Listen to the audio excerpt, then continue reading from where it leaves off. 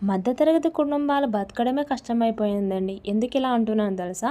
So, just ఇప్పుడే మార్కెట్‌కెళ్ళి వచ్చాను. Every Saturday మా ఇంటి దగ్గర మార్కెట్ ఉంటుంది. నేను మార్కెట్‌కి రూ. 650 తీసుకెళ్ళాను. నా దగ్గర రూ. 50 మిగిలింది. 600 ఖర్చయిందండి కూరగాయలకి. ఒక వారం 600 ఖర్చంటే అర్థం చేసుకోండి. నెలకి 2000 కూరగాయలకే అయిపోతాయి. దీన్ని బట్టి మటన్, చికెన్ తినడమే బెటర్ అనిపిస్తుంది.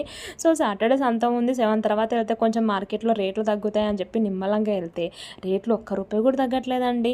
ఈ కూరగాయలు నార్మల్ కూరగాయలు పచ్చిమిర్చి, టమాటా, ఆలు, బీరకాయ, క్యారెట్, నిమ్మకాయ, బెండకాయ, దొండకాయ, వంకాయ, బీట్రూట్, ఆకుకూరలు వీటితో పాటు స్పెషల్‌గా నేను తీసుకున్నది ఏంటంటే రూ. 50కి 3 స్వీట్ కార్న్ అని చెప్పి తీసేసుకున్నాను. అండ్ రూ. 60 పూలు, రూ. 60 పండ్లు, డజన్ అరటి పండ్లు తీసుకున్నాను. సో, ఈటికే నాకు 600 అయిందండి. ఏంది రేట్ ఇంతగనం ఉంది? మీ ఏరియాలో కూడా ఇంతేనా? మనలాంటి కుటుంబాలు ఎలా బతకాలి? కామెంట్ చేయండి. వీడియో నచ్చితే లైక్ అండ్ సబ్స్క్రైబ్.